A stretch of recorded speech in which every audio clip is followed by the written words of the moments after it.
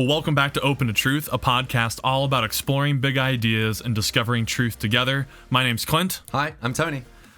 Glad to be back in the saddle here. It's good. And we have been teasing for a long time at the end of episodes that we would do a mailbag section. We've been calling our audience, please write in your questions or comments, and we'd like to address them on the show. Well, today is that day. You've done that. And I have compiled, I've reached elbow deep into that digital mailbag and pulled out a few questions for us today.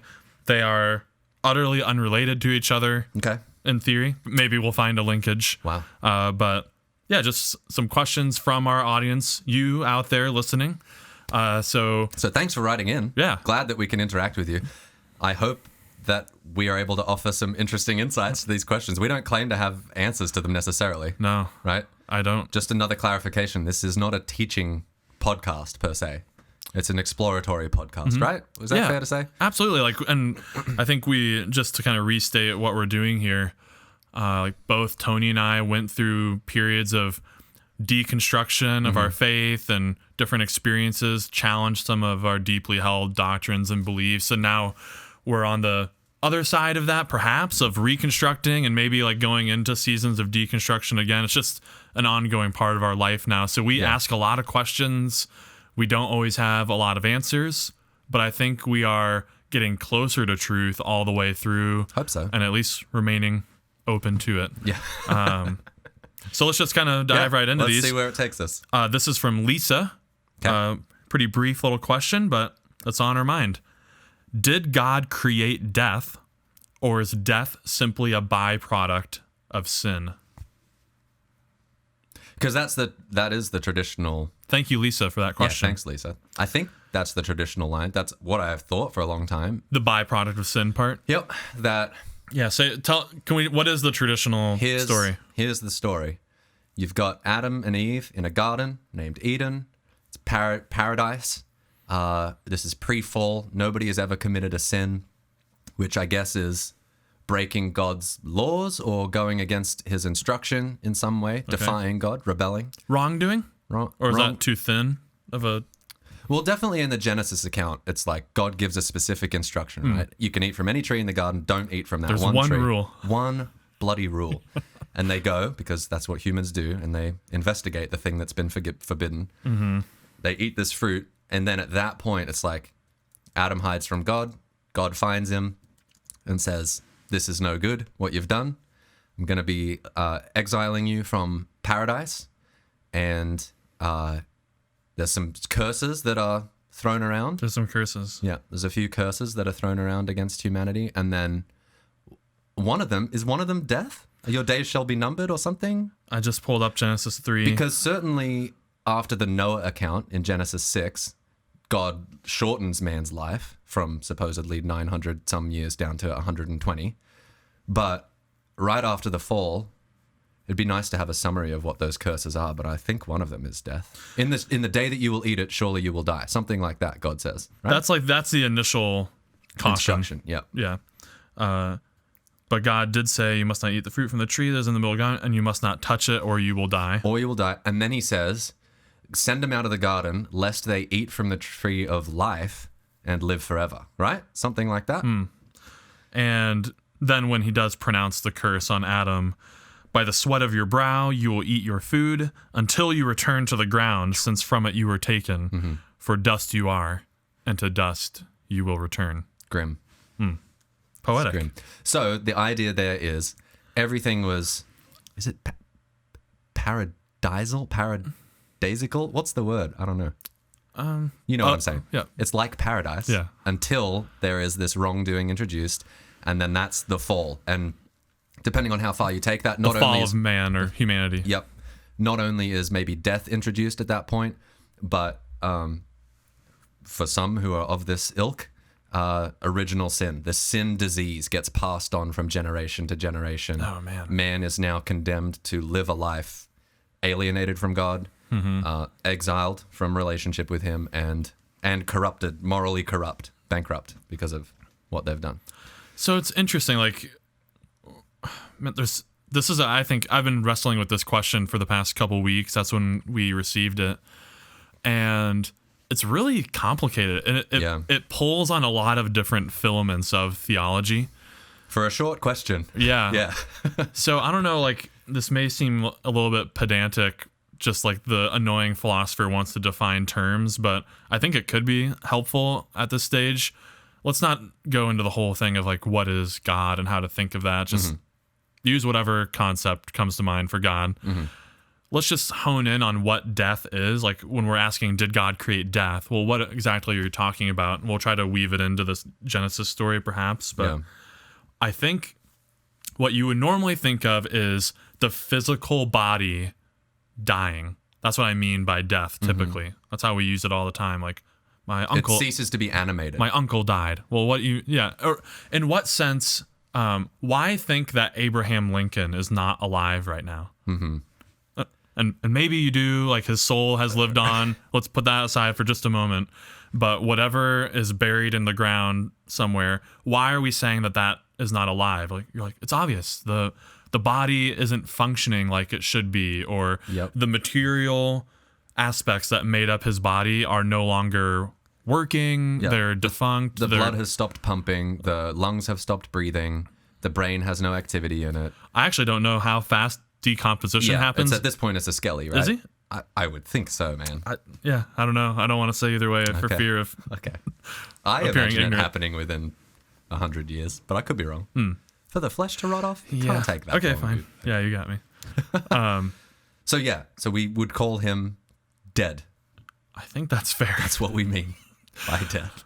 And there is a lot of debate in the philosophical literature about when exactly death occurs, and it matters a great deal, because on the flip side of that is, when is something alive? What counts as something being alive? And if you're keeping somebody on life support and you need to make a decision, it's important to know, like, what do we call this line of life and death? But we were talking earlier in the garage while we were lifting, and I don't know how much hangs on like where exactly we draw the line for death for this question.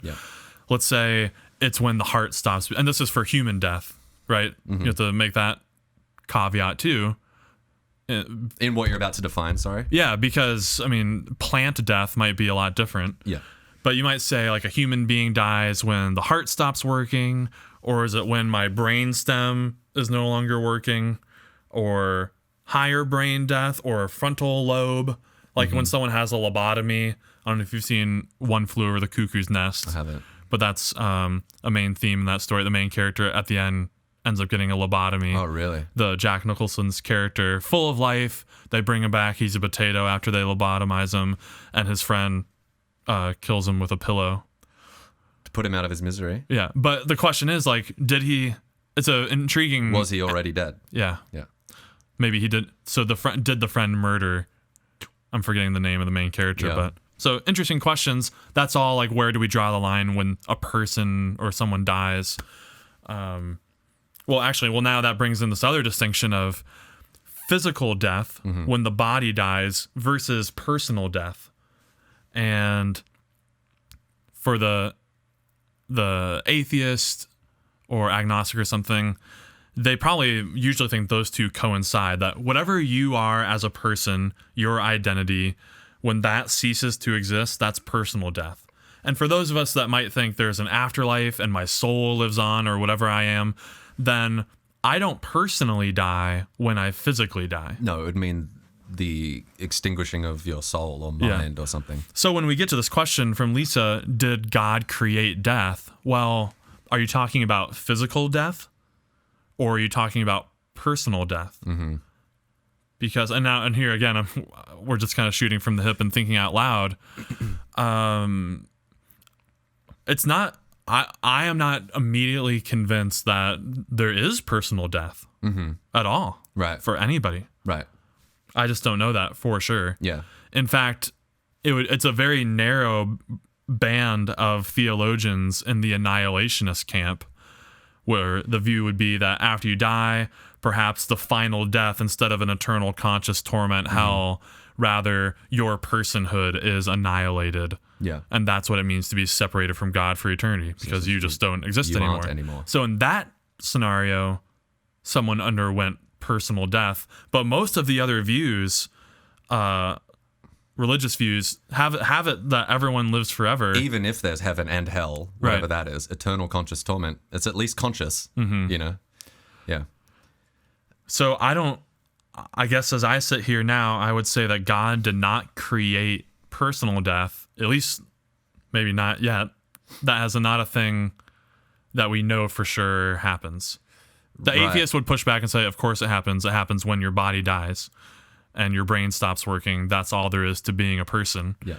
Okay, fine. And we don't want to get too far afield in all those philosophy of mind objections, but yeah, I do wonder, like, when I look at especially predation in the animal kingdom, it does seem like a grim business. You know, it doesn't scream to me beauty and majesty of God when you see a lion tearing apart a baby gazelle. Nature, red and tooth and claw. Right. Doesn't scream out. It actually really upsets me to watch that for whatever reason. Like, emotionally, I really struggle to watch. I know some people love to watch animal fights on YouTube and whatever. It really upsets me to watch that. I don't know why. Maybe I'm just emotionally unstable. To watch a gazelle being taken down by a lion, like it. and it's kind of screaming out.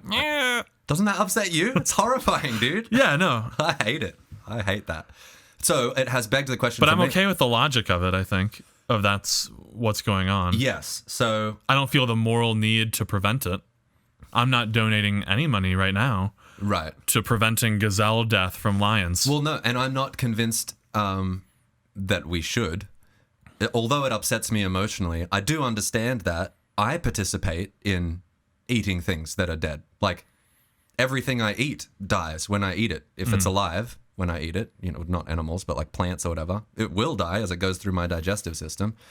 It's like, for me to survive, it's necessary that something else dies. That seems to be the way this system works. Like, it's baked in. And just to be really, I don't mean to push against like the conservative traditional views so intently, but it does leave a lot of questions. If you were to really take on that view, let's just go into this thought experiment.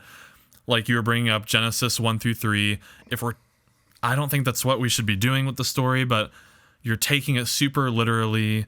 Eden was this real place, and there was this time when there was never any wrongdoing and apparently no death. Predation, apparently. No predation. So, like, I've heard some people come to the defense of it where lions and tigers, whatever, had herbivorous sets of teeth. Yeah. And that upon sin, they sharpened. The world just got a little more malicious. Maybe that's how it happened, or, like, it's just tough to imagine that being a real place that makes any sense at all. Like, even the physics of it.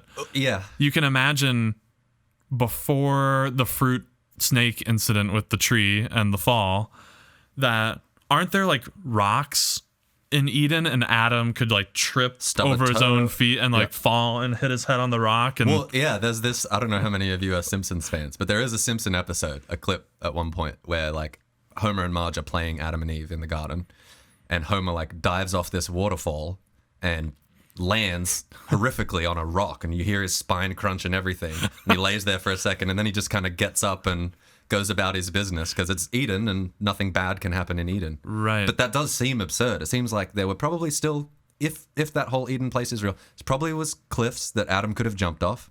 What would have happened if he did, or fallen off? Well, just that, even that little cartoon puts pressure on the notion that this was ever a real state of affairs in the world, that like things would you like falling wouldn't ever hurt you, or you couldn't die from, I don't know. And I think about, I mean, they obviously, if they would have had to eat. So again, just going back to the eating thing, whether it's plants or whatever, something's dying. Yeah. If they're digesting. Or examples abound. I mean, you could come up with thousands of examples of different species that would be harmful to human beings, like a venomous spider. Mm-hmm. Could that have bitten Adam pre-sin and killed him? I don't know. Or was it post-fall that things like scorpions and spiders came into being? Well, I don't Is anyone out there saying that? I don't think people want to say that either. Yeah. But I don't feel comfortable at all saying that. Like, so once Adam sinned, then God went in and like tweaked made some monsters. The genome of like, oh, here's a spider. Let's dial up the venom, the toxicity of its venom for human beings. It's just really bizarre. Yeah. So I'd rather not. I think there's other literary reasons to not take the story that way. But even when you entertain for a few moments what it would actually be like, it's hard to really embrace it rationally. So I don't know if the Genesis story taken that way really helps answer the question, did God create death? Yeah. Now, here's another way of tackling it. And maybe we're getting too far afield here, but just the notion of creation also. In virtue, if there is a God and God's a creator, then anything that exists is at least allowed by God. It's part of what he made. It's part of his permissive will. He's willed it to be or allowed it to be. And death is one of those things that occurs.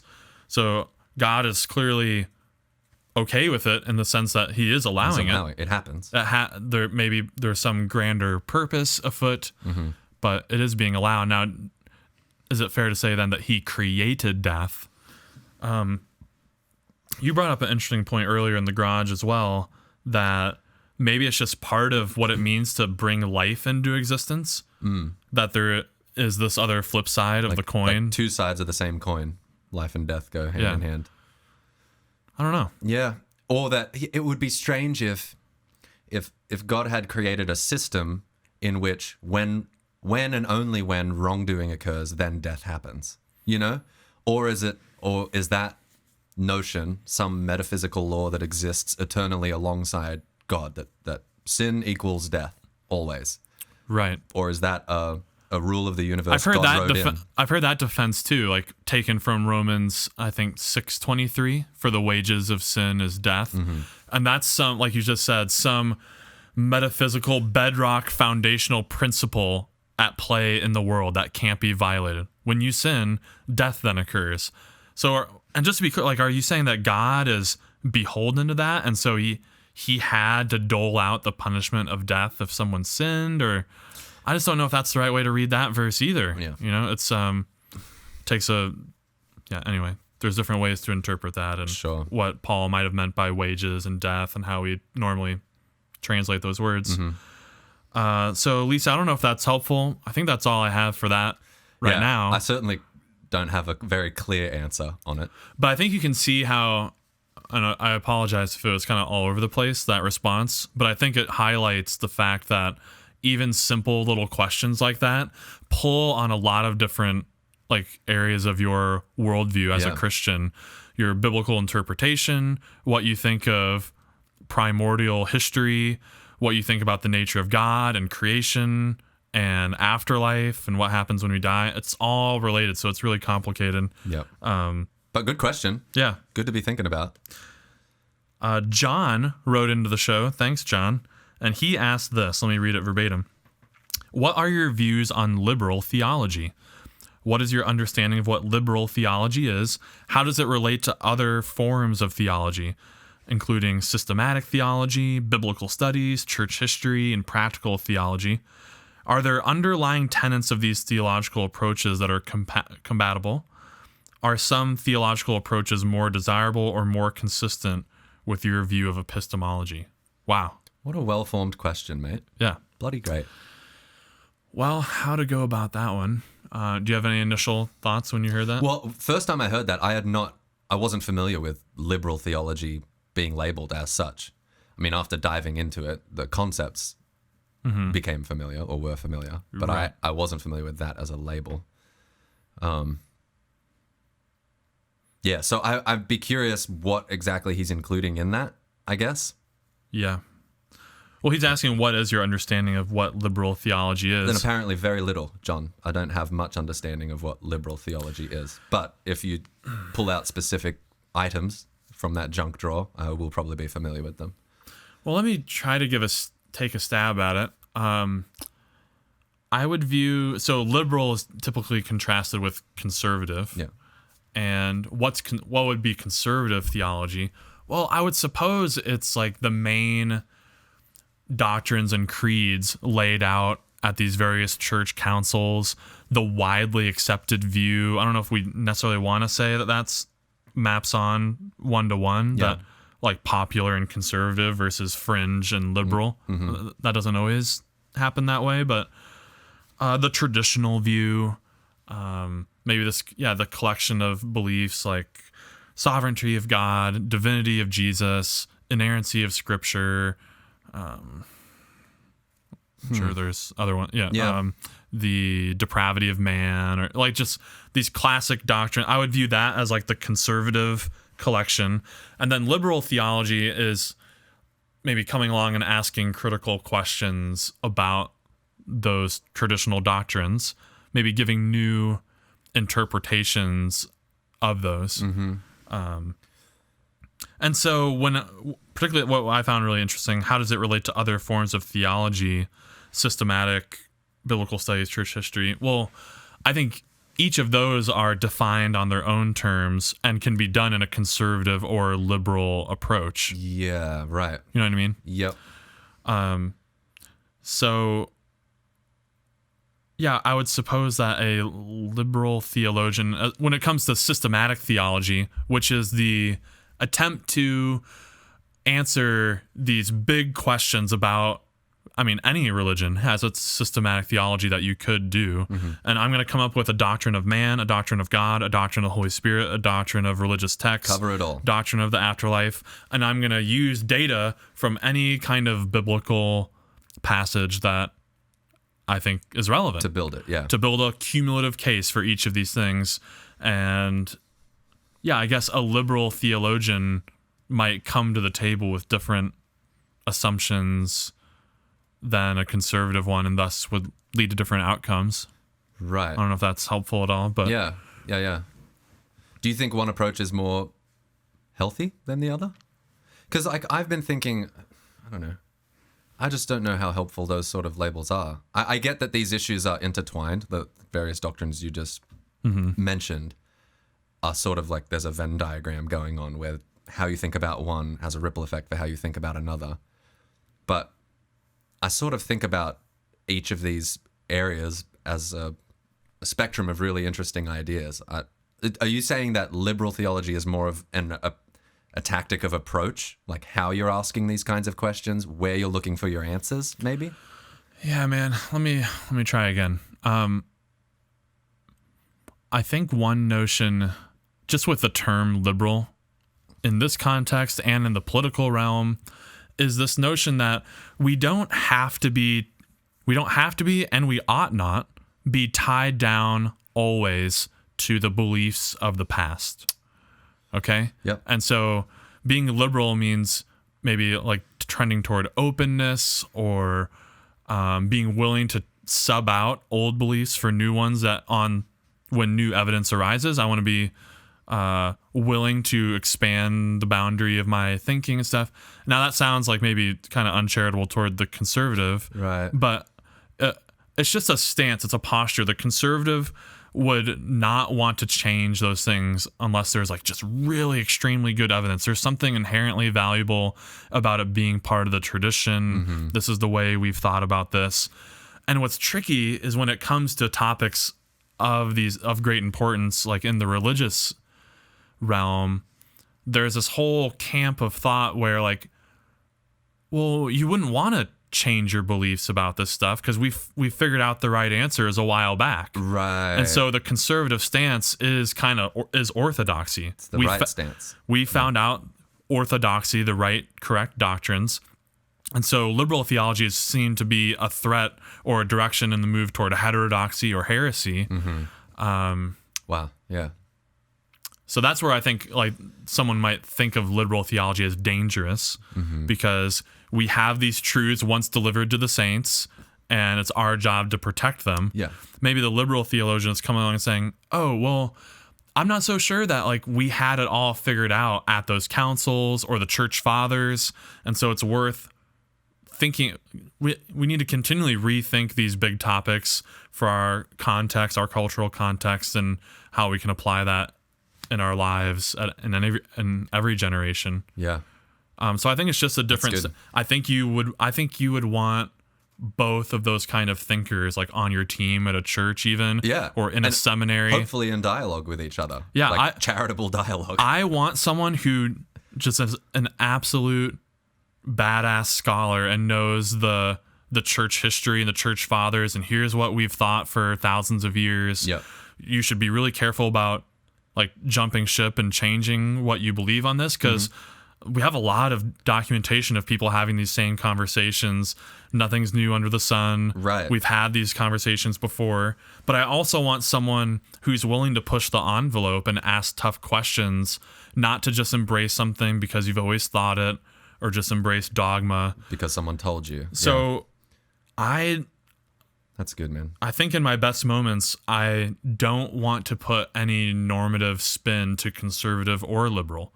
There are different postures toward belief, acquisition, and holding. Yeah. Yeah. One is more willing, more open-handed. One is a little more closed. Yeah. And I don't think either of those are bad. There are good reasons to be in either camp.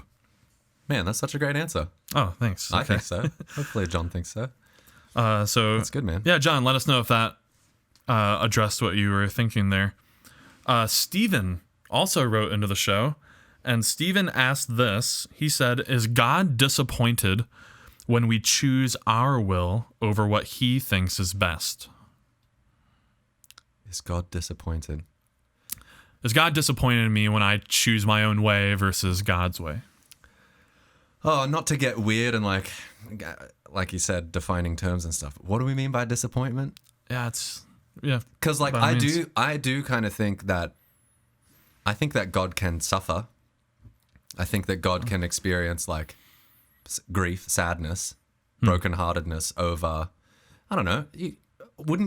Doesn't that make sense for a loving God? Like if he sees, I don't know, child abuse happening or something, you would want the kind of God whose heart breaks when he sees that. Yeah. And I think that's what we see in Jesus as well, that he's capable of compassion, he's capable of sorrow. But disappointment has just a little bit of a different texture to it. Yeah, Because disappointment has the sense of like, boy, I expected more of you. And there's a little bit of just a little bob of condemnation in there, maybe. I think so. That's how it typically plays out. Yeah. Yeah. For someone to say, "I'm disappointed in you." I'm not mad, I'm just disappointed. Oh, man. Well, you know what it means? Disappointment, I think, is when you expect something and then reality doesn't match up with what you expected. Yeah, just literally the word. That's what it means. To a point, to will it, to desire it. I decree that this will happen, but that's against it. Disappointed. Right? Yeah. So that... In one sense, it doesn't have to be emotive at all. Just, I've been disappointed. Yeah. By the world. The world has not lined up with my expectation. The world is disappointed. But the way we say it, how that word, it obviously carries with it this cultural connotation of a negative emotion, right? It'd be, right? Yeah. You wouldn't. It's never laced with positive. I'm so disappointed right now. Right. And certainly if somebody has disappointed you, there is a sense that like, I have an issue with you. Like we're not okay in some way. Right? Don't you think? Or is that not baked in? I don't know. I'm not sure. Yeah. Well, I guess it gets to... I have displeasure toward you. Yeah. Does it carry that? Because I want to say... I'll just admit, just in total honesty, I have some children. I have said that before to them. Yeah. And I have... Man, I feel bad. Maybe I shouldn't feel bad saying it, but yeah, I was trying to indicate that I'm not as pleased with you because you have done this. Well, it's an honest reporting of how you feel. Yeah. So the question is, does God also feel that way with us? Like he left out, he did not put the marker cap back on the marker. We just bought new carpet, and now the carpet has colored marks on it from the goofy markers. That's disappointing. And I said, "Son, I am disappointed in you for leaving the markers out. You were told not to, but then you did. Yeah. And now you've ruined our belongings." And I'm sure he immediately burst into tears. Yeah. Yeah. Yeah. So, well, okay, if going back to the expectation thing... Have I done a bad thing? I don't know, man. I don't know. Maybe. I'm learning. Tell the truth, or at least don't lie. So, I don't know. But going back to the expectation thing, does God expect us to act one way and then he's surprised when we act a different way and he's confronted with disappointment? Boy, I really thought Clint was going to handle that better. Right. I'm kind of disappointed. Well, good. Another case where these can get into very Small questions. Yep. conversations about the nature of God and nature of is God time. omniscient? Does he know all things? Well, okay, maybe, but only the things that are knowable. Are future events genuinely knowable? This is like the open theist Yep. worry. So, yeah, but I don't want to come across as like the loosey-goosey, maybe like too liberal Yeah. of a theologian. Like, no, God always loved you. He's never disappointed. Only positive vibes going out. Right. I can see like why someone that might leave a sour taste in someone's mouth just because it's totally unrelatable in a way. Like, It's not very human. It's like, that's not how we interact with the world Yeah. and with each other. and you might wonder like there might be justified moments of disappointment. Mm-hmm. Like I've been let down. And there's even a way to spin. Well, okay, let me try this way. Yeah. There's a way to spin disappointment to what it does indicate that the person sees something virtuous in you. Like, I expected you didn't live up to your potential. yeah, there's a way to You're better than this. there's a way to communicate disappointment in a way that leaves hope and affirmation in there. Along with just a little bit of shame. Just a little bit. But maybe appropriate shame. You know what? I didn't live up to my potential there. Yeah, I don't know if it's shame. It's a calling to a better way of being. yeah, a a higher recognition that I just want you to know that, like, in case you were confused, like what you did wasn't okay. Mm-hmm. And I think sometimes that's done in a very passive aggressive way, where obviously the person knew that they shouldn't have done that, and so like just so you know, you've done bad. Like, all right, guy, I got it. Yeah. But like in the case of my child, I don't know if Luke. Sorry, I just That's his name. disambiguized it.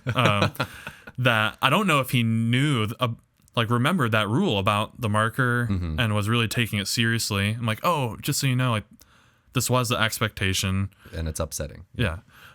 So anyway, just trying to salve my own parenting wound, but I definitely want to avoid the notion that God ever is angry with you. well, or at least that he sort of stands with arms folded and rejects you at a distance. Like I do want to say that God's arms are always open, that reconciliation is immediately available the moment you screw up in some way. There's not like reparations that need to be made before you can be in relationship with him again. Right. But yeah, And it's almost like I just far be it from me to declare on a podcast that I have a full grip on the mental life of God. the mind of God. I mean, come on. Yeah. So, sure, maybe he is disappointed, and it's of the holy variety, you know? Right. Whatever I was trying to articulate with noticing the virtue in some, I think if God is disappointed, it's in such a way that it's for your good and for your better end. Yeah. And like you're saying, he's not holding you at bay. Yeah. Yeah, that's fair. Yeah. Want to wrap up with this one. Okay. It's not really a question, just a comment great. from Krista. Krista, thanks for writing this in. It really brought joy to my heart. Oh, I can't So wait to Krista hear. said, "Thank you for what you're doing. Listening to these podcasts and reading your blog posts, I've found some measure of peace and relief and a lot of insight in the midst of a storm of spiritual questions, which my husband's intelligent and insatiably curious mind brought into our life. Thank you for communicating that it is okay to question. I find I am drawn to adopting a new perspective on the biblical text, but this leaves me wrestling with a lot of confusion." Yeah. Me too. Yeah. Join the club. But thanks, Krista, for writing that. It means a lot. That's kind of our hope for this podcast, that we are demonstrating willingness to wade into some deep waters. It's okay. Like, God's not going to strike you dead for asking a question about like these long-standing doctrines. We're not trying to totally, malign Yeah. the conservative approach by any means, or the traditional one. I want them to be in conversation with each other. And we're doing this while we're on staff at a church, doing ministry in real time with real people that have these questions that we're working with. I think the big thing that we are hoping this podcast communicates is that if you're going through some kind of deconstruction, like, you're not alone in that. you're not weird for doing that. Like, there's plenty of people who are going through it and who like aren't just ready to abandon the whole Jesus project. Like, there's so much good there that we love and want to salvage, but we got some tricky questions about some of these doctrines. And so I'm glad that this podcast has been helpful for you like you said, as we wade into some of those issues. And again, don't claim to have the answers. Like, we're on a journey. I think I will always have questions. I don't think I'm actually going to figure it all out before I die. There will be some things that are left a mystery. In fact, that's what the opposite of that posture is what led me to my deconstruction journey. Oh, say more about that. I went to seminary and I found out that no one was really asking good questions. No, that's maybe a bit of a stretch, but I just felt like they wanted to deposit this information into my mind and not really teach me how to think, or let's really get to the bottom of this and figure out maybe some other interesting nuances going on. So I want to be a corrective force in the world than how I experience my biblical pastoral training. Yep. Yeah. Well, thanks for writing that in, Krista. Yeah, appreciate really it. Good. So yeah, if you enjoyed this episode, if you dig what we're doing, we'd love for you to support us, and the best way to do that is to share on social media. Tell your friends about it. Like, if you're in your faith or church community. Yeah, if there's someone going through a similar journey, absolutely. We'd love to not only like have them consume the content and watch what we're doing, but just have them reach out to us. We're more than willing to like have a conversation or set something up. Just so, because I know it can feel really isolating. Yeah. And like no one else is going through this stuff. So or if anybody knew what I think, boy, I'd be rejected from this subculture or whatever. Right. You've got a home here at Open to Truth. Absolutely. Yeah. So you can reach us at opentotruthpodcast@gmail.com. And be sure to visit the website too and sign up for the blog. Just throw your email in. That comes out every week around Wednesday, Thursday. And just kind of like, if you enjoy writing, then we dive into these topics through writing as well. So, all right, we'll see you next time. Thanks for joining us. Stay curious.